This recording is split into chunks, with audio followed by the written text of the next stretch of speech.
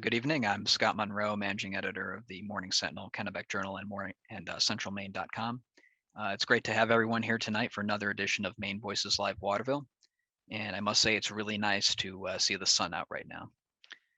Thanks as always to our presenting sponsor, Colby College, for continuing to support these events in a virtual format during the pandemic.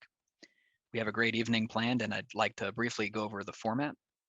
The interview portion tonight will last for the first 45 minutes or so, and then we'll take some audience questions.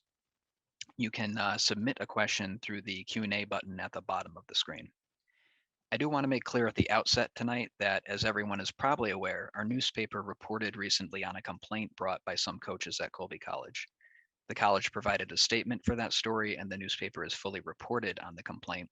So we will not be raising that topic tonight, either during the interview or during the audience question section. And with that, I'd like to introduce our speakers. Travis Lazarzik is our interviewer, and he's been here for previous Maine Voices Live. Travis has covered sports for the Morning Sentinel and Kennebec Journal for the past 21 years. Originally from Vermont, he graduated from the University of Maine in 1995 with a BA in English. He's an award-winning journalist who was named the state's best sports columnist at the 2020 Maine Press Association Awards. Tonight, Travis will be speaking with Mike Wisecup, who is named Vice President and Harold Alfond Director of Athletics at Colby College in November 2019. Mike came to Colby the previous year, serving as Vice President for Strategic Initiatives and the inaugural Presidential Leadership Fellow in the Office of the President. Prior to that, he had a career as a commander in the U.S. Navy, where he served as a SEAL officer. He was a varsity swimmer at the U.S. Naval Academy and is an endurance athlete. As a combat veteran and leader of the multi-agency task forces focused on a wide variety of important national security issues, Mike has had experience in leading high-performing teams and in operational management. Some of his personal decorations include the Bronze Star Medal with Valor and Purple Heart. In his current role, Mike oversees Colby's 32 collegiate sports programs and campus recreation, and recently he oversaw the new Harold Alfond Athletics and Recreation Facility, which is a 350,000 square foot, $200 million project. Mike also serves on the board of Camp Sunshine in Casco and organizes the annual Seals for Sunshine fundraiser to support military family attendance at camp. In 2019, he was honored as the Maine Volunteer of the Year by the Maine Commission for Community Service for his work with Camp Sunshine. So now please welcome to our virtual stage, Travis and Mike. Scott, thank you. And Mike, thanks for being with us tonight. First, thank you for your service. You served about 20 years active duty? That's right, 20. Yeah. When you were deciding to finish that up and transition to a new career, how did higher education kind of get into the mix? Totally by accident. It was absolutely not on my path or my radar at all. The decision was to come back to Maine. My parents live in Wyndham, and it was about getting back close to them as they get older and spending more time with them since I left high school. I haven't really been home very much. And so we came back to Maine, and I had no idea what I was going to do. And my first thought was maybe I could get into town management, do something like that. I was just really trying to figure out what was the best fit for me. Through a friend of a friend and a network connection, I met David Green. We had a good conversation in around Thanksgiving in 2018, I believe it was, right before I left for Iraq on my last deployment. And he offered me a fellowship to be able to transition out of the military before I figured out my next step. And once I got to Colby and learned what it did and the mission, it blew me away that higher education had never been something I thought about. Because our mission of making our students into better citizens was so in line with everything that I believed in the military. We make our sailors and soldiers, airmen and Marines into better citizens as well as part of the process, and fell in love with what our students were, why they were there, what they were trying to achieve, and just being a part of their development. And so here I am now, 2 years in, 2 years out of the military, and I couldn't be happier. What does a presidential leadership fellow do? What did David Green sell you on to get you here in the first place? I do whatever the president wants me to do. That's a good way to put it. That's kind of the way it works. It's one of those positions where you try to find value and bring value. And it was important to me to try to interpret and translate all the skills and the experiences I'd received in the military and apply them in a new way. And it was incredible to be able to have that opportunity and be able to provide that to Colby. And one of the projects, though, which was really exciting, was we did the economic impact study for what Colby had done in the local region in terms of the new investments, the building, and the different projects that have been going on for the last 5 or 6 years. And that was really exciting to see what that impact was in terms of real jobs, real money flowing into the central Maine area, and all the second and third order effects that it had. And it really started to open up my eyes, what one place can do when they invest and they focus on a cause, and how that can transform, an area and actually bring good. And as I was thinking about going into town management, it was right in line with, where my head was at the time. So, and then I was able to actually, work with some of my now colleagues, on any projects or challenges that they might have had, and maybe bring a different perspective. And so whether it was useful advice or, second, outside perspective or not, I hope that I was helpful. And yeah. It sounds like that was kind of a good segue into the position of Vice President for Strategic Initiatives, which I'm sure did a lot more of that kind of thing. It did. I mean, my tenure was short Yeah. in terms of the amount of time, but when there's large, complicated projects that transcend different departments, it's easy for the process to stall or not be able to continue through because there's so many different owners of it. And so just being able to shepherd projects through that had multiple connections into different facets of the college and be able to move that through, that was the idea, was to be able to work those projects, continue their progression, and make sure that we, were able to deliver on time and on target. And so, although I wasn't in there long enough to really see a lot of the project come to fruition, it was a natural transition into that kind of work.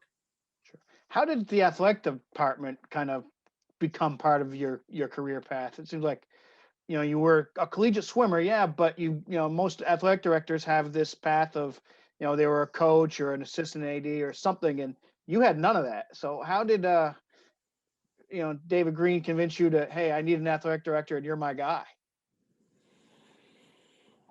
It wasn't hard convincing. I mean, I'm in love with teams. I'm in love with the values and the product that comes out of being on a team and playing sports.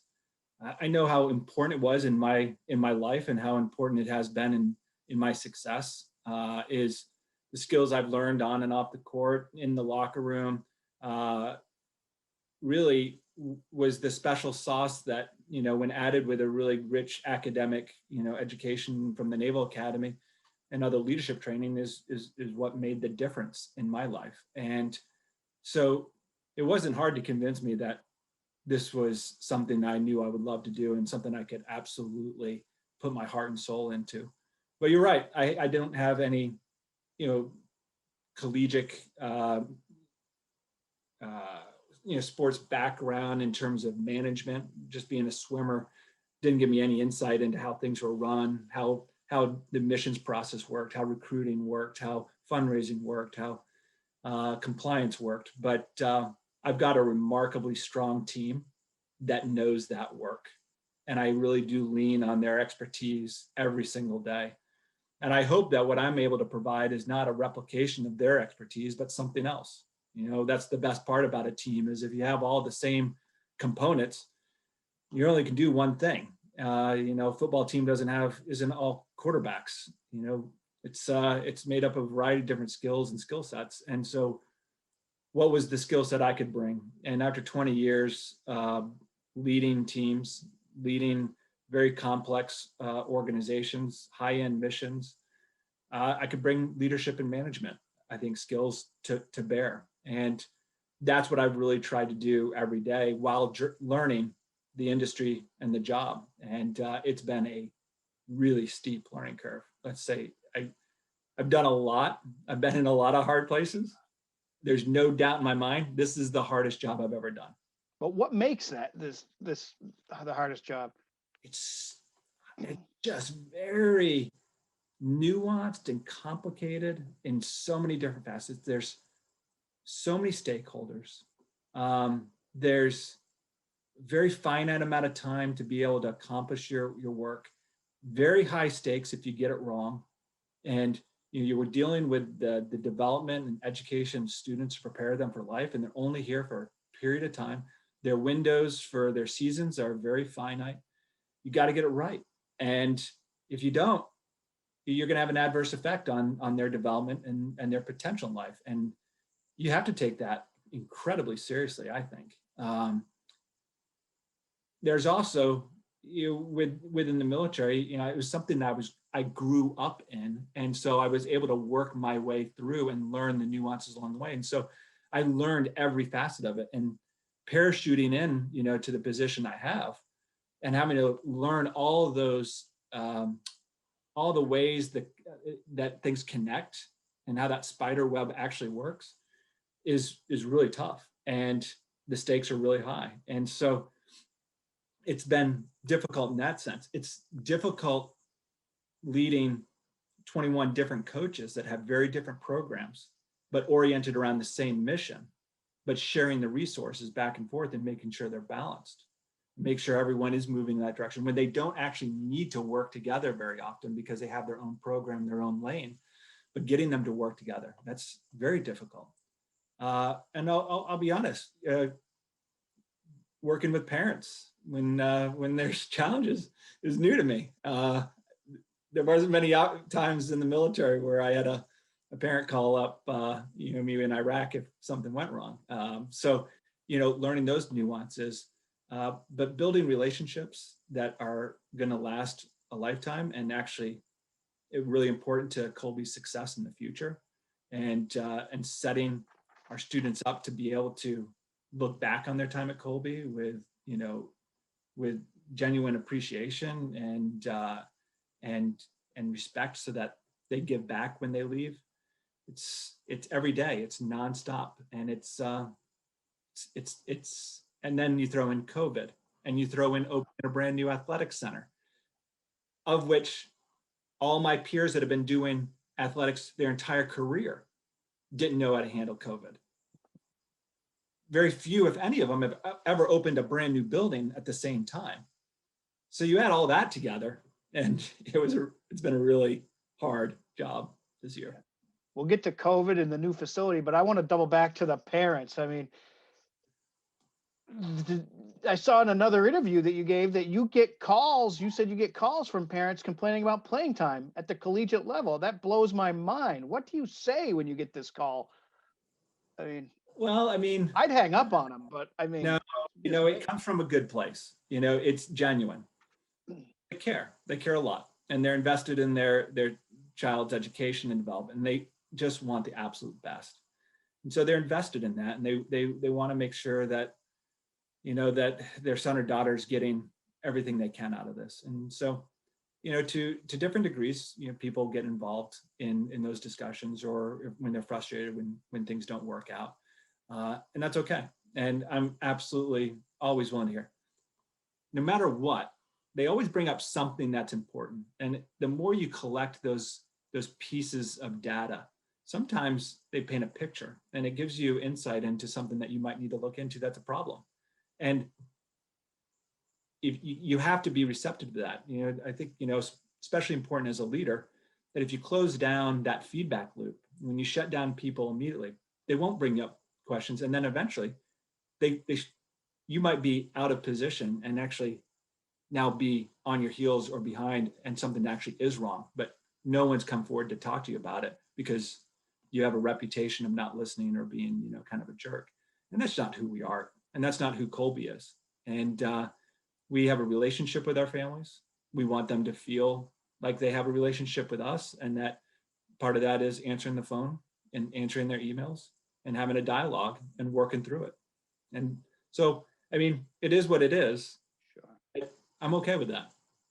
Imagine you're getting calls from alumni too. Why haven't you beaten Bates or Bowden or whatever? And but that's just the nature of the competitive drive people That's have. a really easy one because, like, Yeah. if only I had a couple more dollars, that would There you go. So Yeah. that's an easy one. Yeah. Let's go back to something you said about the stakes are high. You're coming from a place in the military where the stakes don't get any higher. If there's failure, people can die. How does the leadership that you learn and use on a daily basis with the Navy SEALs translate to collegiate athletics? What are some of the things you see in a strong leader that you can use? I mean, probably obviously not to the same degree or levels, but what are some of the things you're finding yourself doing now at Colby that you said, man, I was doing this 10, 15 years ago in the Navy? It's a great question. I wouldn't say the stakes are different. The military, certainly a lot of our missions were life or death missions. And so in that sense, yes, those stakes are extraordinarily high. But the stakes are pretty high here because our students are in a period of their life in which they're in development. And right after they leave here, that their character traits, their ethics, and their attitude and what they believe starts to be cemented. But right now, that cement's wet, and we can change it and we can shape it. When they leave here, they're going to start executing and living what they've learned, and it gets harder and harder for that to change. So whereas in the military, I received people that were basically who they were already, and then we built them as a team, we trained together, and then we executed operations together. The students that we have are still in that phase where we can shape them for the good. And if we give them the wrong lessons, or they take away the wrong lessons learned, that's going to adversely affect them for life. And so maybe the stakes aren't, life or death in that sense, but they might be one day for them. I would hate for them to not learn a lesson here at Colby, or not develop appropriately, and then have a catastrophic failure in their career 10 years from now that's unrecoverable, and it affects their family and affects their trajectory in life. So the stakes are high. Maybe they're just a little bit different, but we're dealing with people's lives, their potential, and so that's the same. And I think a lot of the leadership that I used in the military, and a lot of the experience I used in the military, are absolutely transferable here. And that's been the real fun, has been trying to reinterpret what I say, how I say things, to a generation, that, and how they understand things, and so that they can make sense of it and move forward. But at the same time, I'm not just leading students. The more complicated task is multi-generational leadership. I'm leading coaches from 60 to 25 in a sense. There's, if you include the assistant coaches, students between the ages of 25 and 17. There's a lot of different ways that they receive information, different ways they react, different motivators because of just their generational differences. And that was very similar in the military, where you have senior enlisted senior officers, and you have junior enlisted and junior officers, and you have that span from anything from 17 to 50. And it's a challenge to get all of them organized and motivated in the same way, using the same talking points, but it's doable. And so a lot of the lessons I learned in how to make that effective have been able to carry over into this position as well. What are some of the building blocks that you see in your role as a leader, and the things that you're trying to transfer onto the coaches and students now at Colby? Yeah, I think the most important thing is, first and foremost, you got to learn how to be a good teammate. Every person, bar a few exceptions, is going to enter the workforce, and they're going to be a part of a team. And if you don't know how to work on a team, how to support a teammate, how to contribute, how to put the team before yourself, it's going to be really tough. You might not be successful. The team might not like you. you might not have a great career as a result, or you might have a stunted first start. Very few people are going to go work individually on their own for projects. So I think learning what it means to be a good teammate first, and that's fundamental. And that's something you can work on every single day. It doesn't matter how old you are. You can always be a better teammate. And being able to learn how to put team before self. And that's central to what it was, life in the military, life in the SEAL teams in particular. Team first. And the mission comes first. And sacrificing your needs for the betterment of the team. And sometimes that means if you're on a sports team, it means that you might be a senior. And all up until this point, you've been a starter. But there's been some better players that come along. And learning that your best role for you is to be on the bench and to support the team in a different way, by cheering, by being the first at practice, by supporting those that can advance the team's goals above your own. And that's what they need to learn and they need to take away from this. You move that on forward. How do you give and receive feedback? It's important to, when you want to be on a high performing team, to be able to give candid feedback to others tactfully so that they can receive it and use it. And for you to be able to receive feedback and not take it personally and grow from it and still and recognize that you're a good teammate when you give feedback and your teammate's good to you when they give it to you, because everyone's in it for the same reason, for self, to improve what the team's able to perform. And then you move through that. And if you can handle those, well, being good and ethical, having high empathy and understanding for what people are going through, being inclusive, and knowing that a team's only the best and strongest teams are the most diverse teams. And so how do you ensure that you're creating a place that is inclusive for all the different skills and traits and differences that make a team strong? And I'm not just talking about ethnic, diversity. Right. I'm also talking about, diversity of thought, diversity of experience, diversity of opinions, and diversity of skills.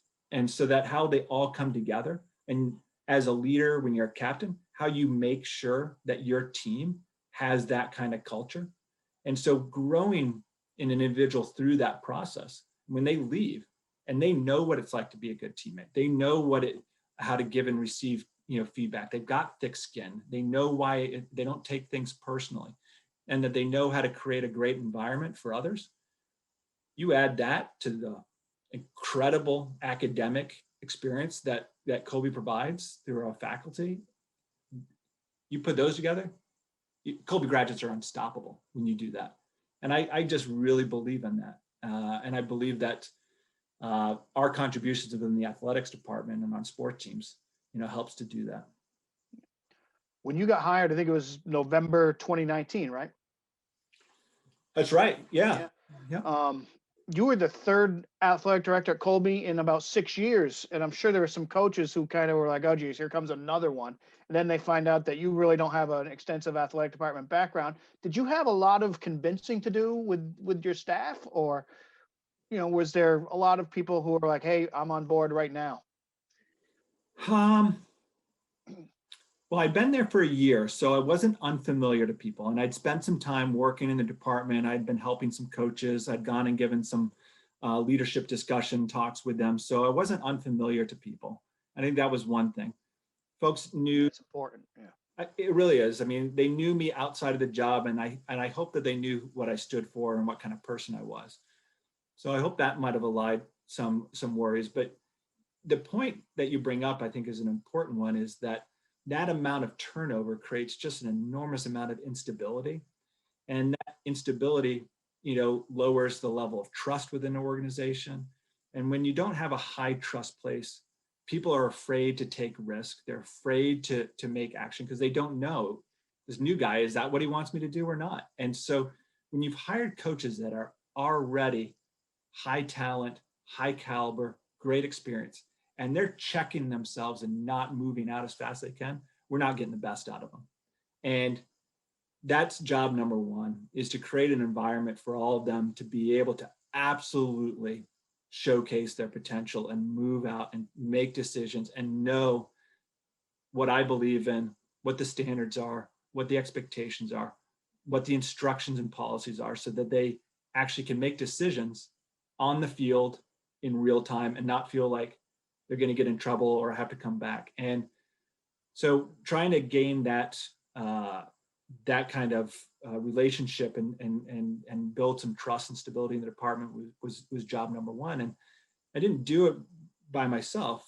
I had, a number of coaches that recognize my inexperience and around recruiting, around tips, around things. And I get a lot of incredible feedback from them. And I want it. I need it. I need them to tell me what right looks like for those things. So that as I learn, I can advocate for them. I can build the structures that help them. And I'm really fortunate to just have some incredible coaches that have so much experience.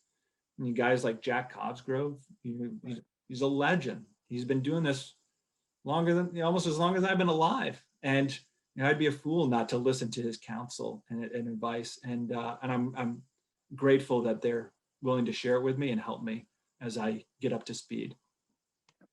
4.5 months into this, we have probably, the biggest test of, leadership and everything, in a lifetime. And we hope it's in a lifetime, once in a generation, with this pandemic. Just talking to you now, seemed like with your military background, where you've kind of, might have some times where you got to think on the fly and, make a decision and go with it. And there's no blueprint for what's happening. You might have been the right guy at the right time for this job. How did you guys kind of navigate through this last year? It was tough, but you're right. I mean, the one thing that I had going for me is that no one else had a playbook on how to do this. So it didn't matter. You've been doing college athletics for 20 years. There, everyone was starting from scratch. So actually, I felt pretty good that I was on common ground with folks.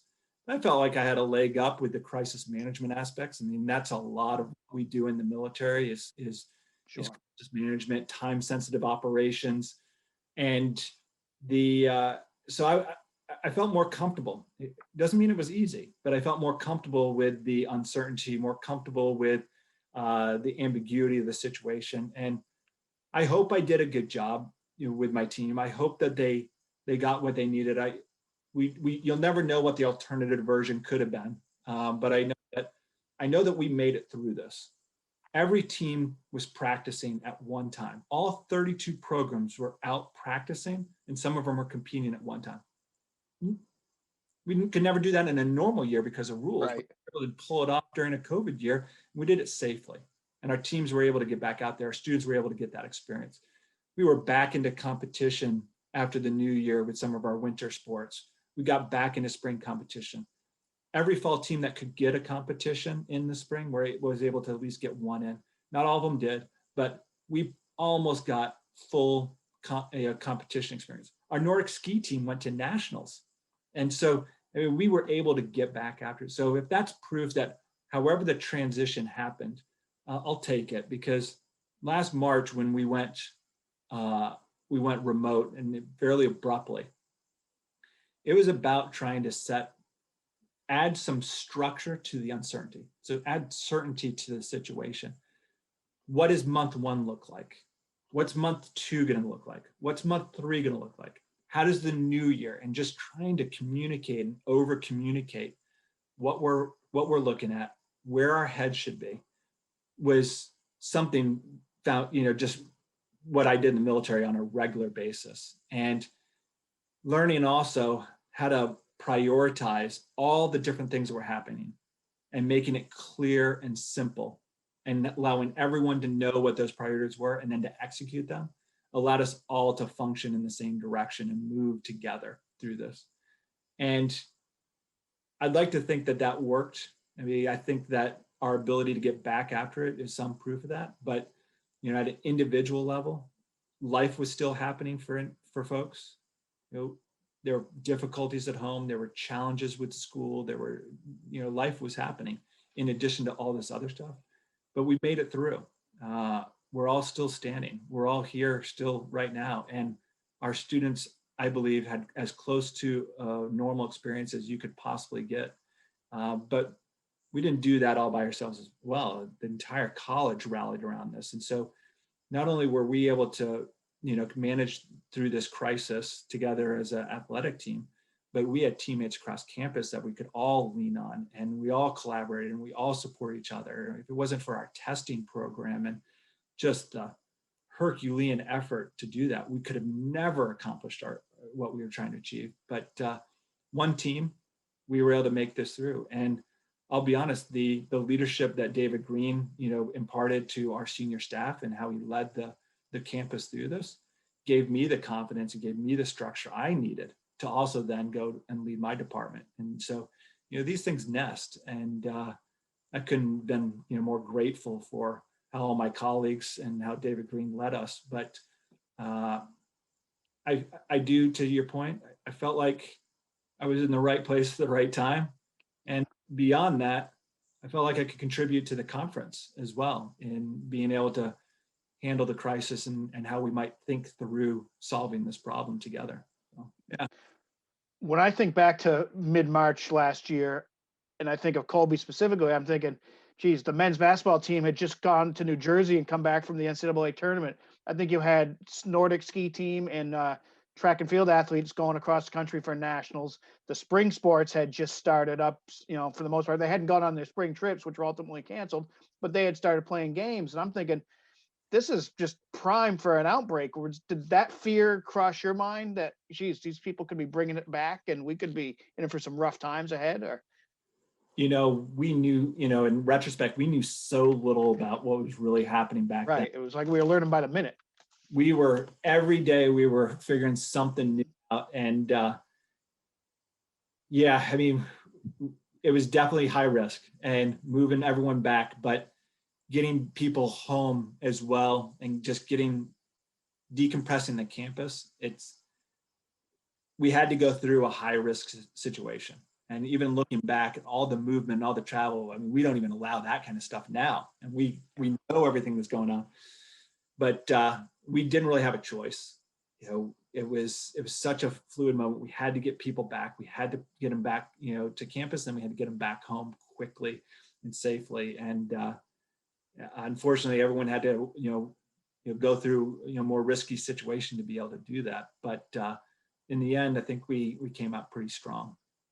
I remember covering that one baseball game against Bowdoin, and I'm thinking the whole time, I don't even know if they're going to even be able to finish this game. Is someone going to come at any second and say, we got to go? So right. It was a weird time. And those games were thrown together last second. I know. Yeah. It was, we're shutting down in 24 hours. Can we get something? And it was a great win over Bowdoin at the very end. Fantastic. But it was a really tough situation for everyone. And the coaches are on the front lines of that, and they're having to manage those teams. All the students go home. They're having to manage them through that struggle all summer long. We were working very closely with our students, and so it wasn't just us working through as a department. We had this extended relationship that we were managing our teams through and trying to help them through what was a very difficult time for all of them, and an uncertain time. The character and the grit that our students have developed in this year, the learning of carpe diem and seizing the moment and Sure. taking every day as if it might be your last. We're seeing teams we'd have the senior game on the first game because you didn't know if you were in game two. Just that's a great way to live life.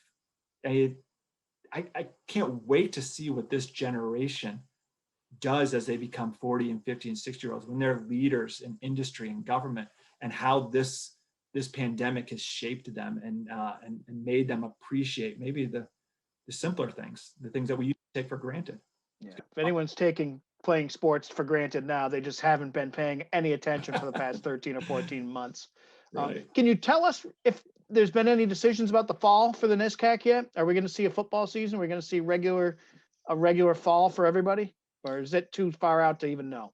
I think it's too far out to know. I would say that, there's going to this summer is still going to be a summer of uncertainty in some ways. We're going to start to add some structure, but there's a lot of things still that are variables out there. Our plan is, and our intent is, to move forward and execute the fall like we normally would. But we always have to prepare for the contingencies, and we'll likely start to develop that. But to be honest with you, I just want to get to the end of the month. Sure. Just get through the remainder of what we have. Take a break for a day, and then we'll start getting ready for the fall. And as more information becomes available, we'll make adjustments. But I'm pretty hopeful that the fall will be in a place where we have such a high degree of vaccination. We'll probably have some, continuing protocols, but we can do it. We proved that we could get back safely. The spread on teams and within athletics is extraordinarily low. What NCAA is seeing in the championships with the vast amount of testing that they've done, a very, very low positive rate. So it gives us confidence that even with some minor changes, we can probably pull off a normal schedule. And Colby was able to hold to the CBB trophy for one more year, so you can always say that, right? That's right. I would like to say that we never truly canceled fall. Yeah. We just, everyone else canceled, and we didn't have one to compete against. So there you go. That's how I like to look at it. Yeah. Tell me about the new facility. We've all been hearing about it for a few years, and it's open now. What has that been like for the Colby teams and students and everybody in the Colby community to get a chance to use? It's unbelievable. I can't wait for everyone to come and walk through and see it. It is truly a beautiful building, both aesthetically, functionally. It couldn't have come online at a better time. For one good example is the old facility had a very small weight room with a very modest amount of cardio equipment, something around like 10 or 15 treadmills and stationary bikes. We've got over 100 pieces of cardio equipment in the new facility. Wow. And because of the space, we were able to separate all of them and spread them around the concourse that overlooks the basketball, around the concourse that overlooks the ice rink, around and throughout the different fitness levels. And every piece of equipment could be used simultaneously with safe distancing. We could have never done that in the old building. And we not only have enough locker room space because we built it so that we had enough for visiting teams. With no visiting teams, every team was able to have a locker room.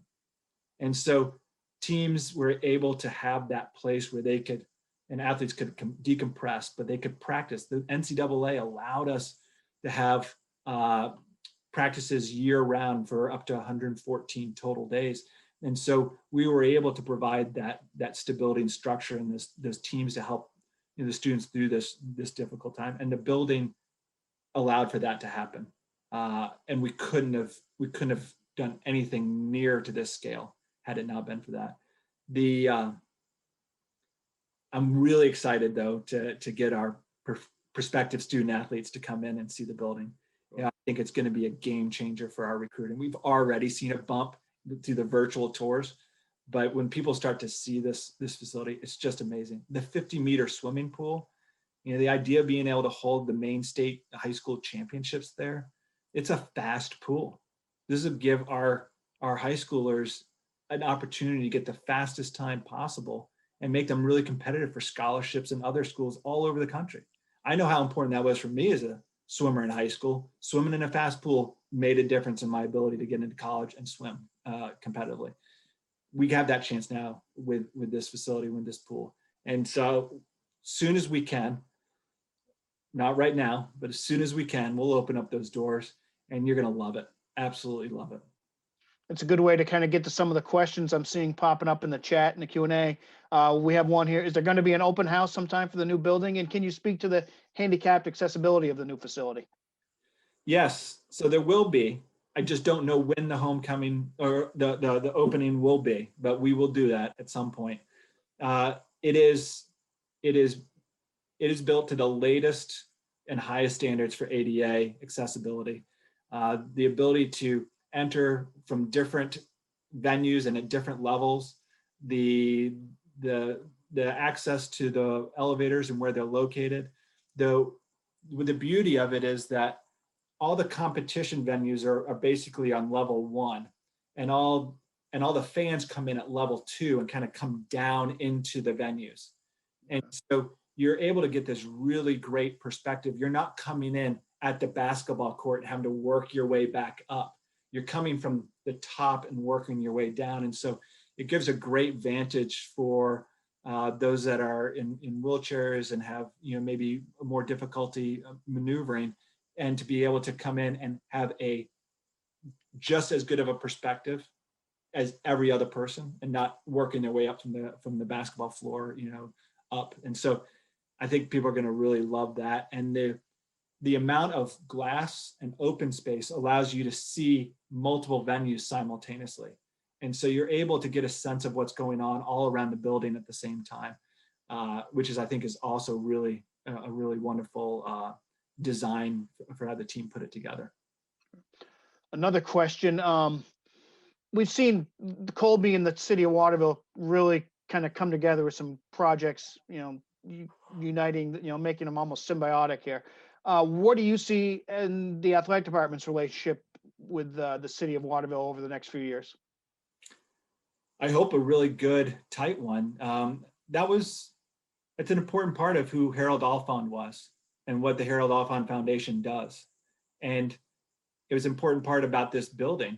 It was that how we were going to share and allow, the local community to be able to benefit from these amazing resources in this high quality facility. I mean, talked about the pool and how that can be a great venue for the Maine state championships, but think about our summer programs for students and their swimming programs. Think about our ice rink and the ability to maintain that for a longer period of time throughout the year than, the shorter period of time that we had in the last facility. And that gives our community members opportunities to skate longer and be able to participate in more activities.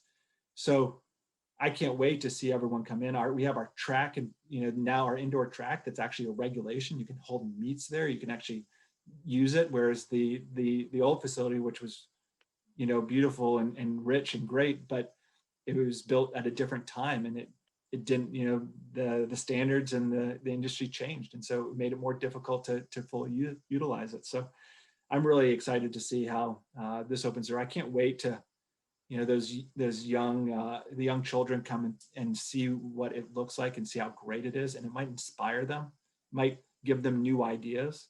The ability to bring in programs like Olympic qualifying events, because we have regulation facilities, to be able to bring in NCAA tournaments and championships, to be able to maybe bring in pro teams to do training and do sessions here, and students in the local area can work those events. Just like when I was in high school, I worked the Olympic trials in Indianapolis and got to see these swimmers that were setting world records. It inspired me. We could do that here in Waterville.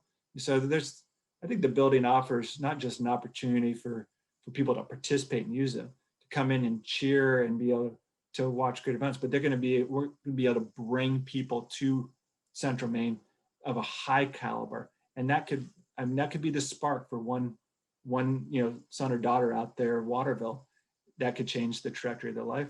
Awesome. I can't wait. And you guys are hosting a women's lacrosse NCAA tournament right, this weekend, I believe. So yeah, that's right. I mean, coming right up. Yeah. If it wasn't hard enough to manage all this during COVID, managing tournament for the first, second, third, and regional rounds of women's lacrosse, it's a lot, but it's so worth it. It's from being able to bring these schools from upwards of 1,000 miles away that would never have known of Waterville, never have heard of Colby, and now they're seeing it. So we're bringing eyeballs in from all over the nation to our community and what we have to offer. I think that's great.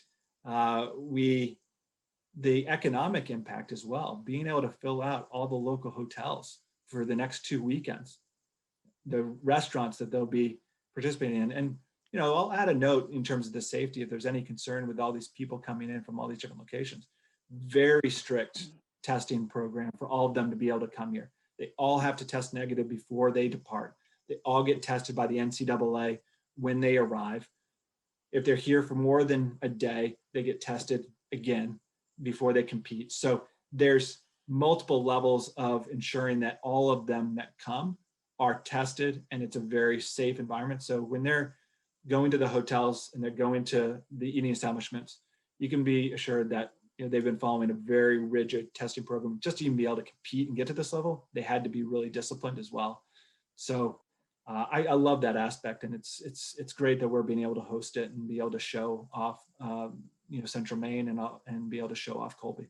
And unfortunately, it's not open for the public to go up and watch any games, right? That's right. And we do need to protect that bubble and be able to ensure that we can manage the teams that we do have. It's a lot of moving pieces, and so there will not be any spectators allowed. It will be very tightly controlled. With the number of teams coming in and all the different workers, that already is maxing out what we can safely accomplish. Bob Woodbury wants to know what's going to go where the old field house was. Yes. What's that big empty space I drive by once in a while? No, it's a little sad, isn't it? Different. Yeah. Yeah, I do want everyone to know that grew up and have lived here for such a long time and have been in that building so many times, that it was really important to me that even though we were building this brand new, shiny, beautiful facility, that it was important that we brought the soul and the heart of the old athletic center with us.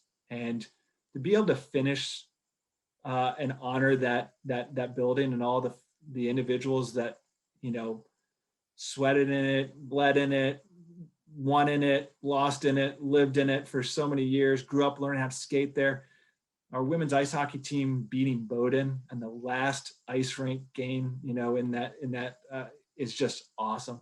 Our triple overtime win with the men's basketball team over Bates to be able to advance, into the conference championship, unbelievable. That was a great way to say goodbye.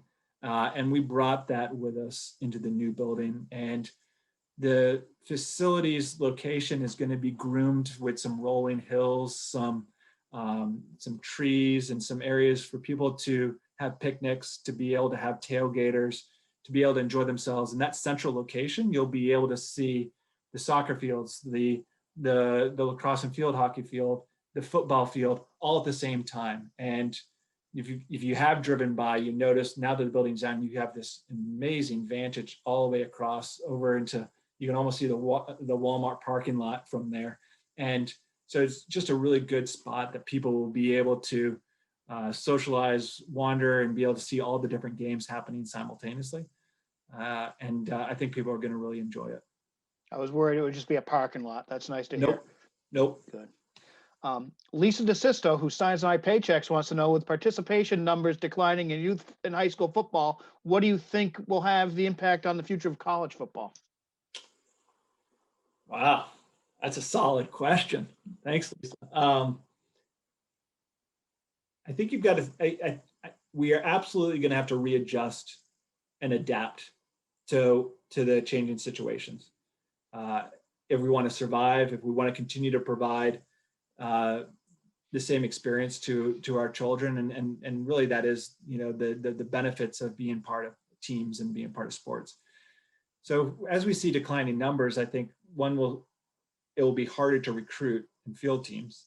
And I think the big schools and the highly successful schools won't have a problem pulling those individuals in. So I think for a long period of time, we're going to continue to see somewhat of a status quo at one level. I think it's the schools on the fringe that don't have great programs or maybe don't have big student populations.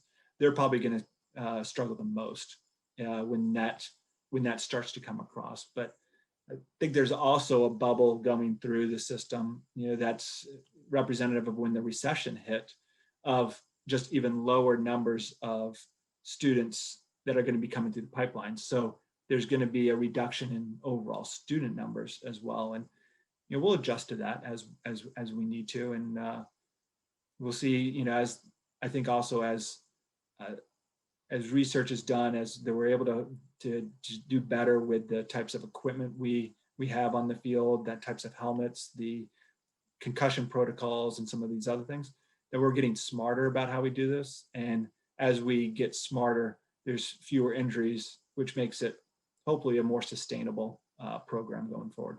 I think we've already seen in the last year a lot of colleges, well, not a lot, but some colleges that had started football in, the last generation or so have just been unable to keep it going. And some places like even Maine Maritime, which had a program for years and years and years, has had to, set it aside for now. So, some anonymous questions. What is the future of Quarry trails as, it pertains to Colby? So Quarry Roads is absolutely a competitive advantage for us. It's one of the best Nordic ski trail systems in the Northeast. We're making snow because of the accessibility to the river, in which is prohibitive for so many other places. We've already seen, depending upon when the first snow happens, Division I schools having to change their carnivals to come and ski here. I think that's awesome. As we build that facility out, as the clubhouse gets built, maybe one day we'll get the hill back open as well, a little bit of alpine skiing. I think it's going to be a great resource for the entire community. Everyone will be able to learn how to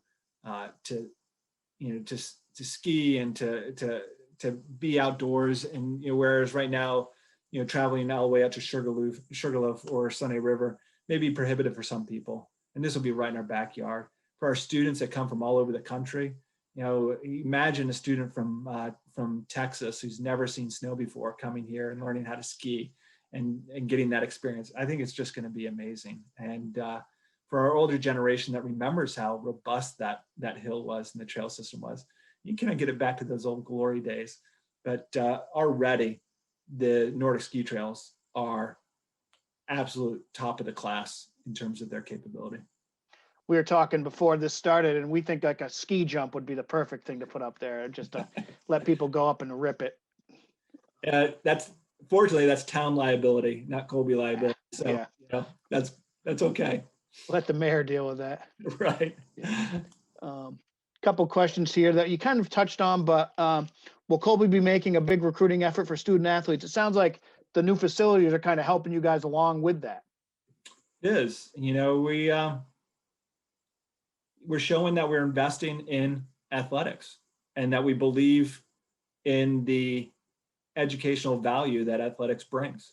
And the facility now provides a much richer and broader scope of recreational services that we can provide. And so we're able to expand in so many different areas to enhance the student experience and all the opportunities that they can get. And I think that's a huge bump.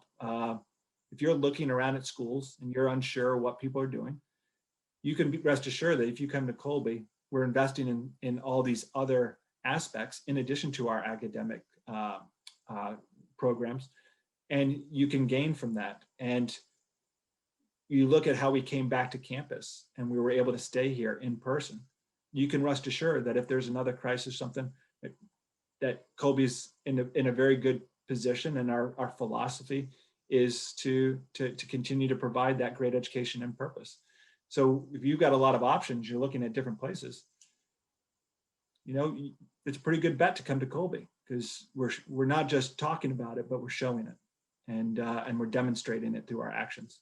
And so I think that allows our coaches to be very, very strong in their recruiting, and they can point with data and examples that not a lot of other places I think are going to be able to do, certainly through the next year. Another anonymous attendee question. What is the graduation rate for students who participate in athletics? I imagine at Colby it's pretty high. Oh boy, I do not have that number off the top of my head, and my admissions officer is probably kicking me right now, but it is pretty high. I mean, we have a very good success rate at Colby in terms of our graduation numbers. And, we pride ourselves on it's, 4-year program, and you come through and you process. This year's a little different because a lot of people took different paths for a year. Sure. But, it's a strong program that we see our students really grow and develop in a 4-year period and go into life really well prepared. Okay. I think I've hit all the questions in the Q&A. If you sent one in beforehand, I just don't have them in front of me right now, so I apologize if you weren't able to get it up here now. We have a couple more minutes if anyone has any other questions. So.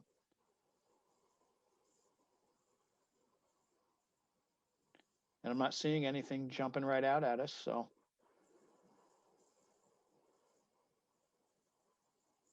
We'll All cover right. ground. I think we covered a lot of ground. This was a lot of fun, Mike. I want to thank you for joining us tonight. Yeah, it's been my pleasure. I think the one thing I'd like to just add is when we came back to Maine to be near my family, it was about coming back because I love Maine and I love the people of Maine and what they stand for. And I was worried about how I would transition and how I'd be welcomed back in the community. And I was welcomed back with open arms. And I'll never forget that. It's a tough thing to go from military life back to civilian life, but also to move. We were living in San Diego at the time and come all the way across country, not really sure what we were going to do and how we were going to be welcomed, what it was going to be like. And the community just opened up their arms and welcomed my wife and I back here, and just couldn't appreciate that more. It made such an impact in our life and allowed us to get our feet underneath us and be able to contribute back into the community, I hope, in meaningful ways. The difference between San Diego and Central Maine is vast, we'll say that. I think the meaning of life is somewhere between San Diego and Central Maine. Let's hope it's closer to Central Maine, right? We got a good thing going, and I've been around the world and back again, and Maine's a special place. Well, Mike, thanks for joining us. Thanks to everybody who's been attending here tonight and watching and listening, and thanks for all the questions. And I guess that's it. Thanks very much. Thank you.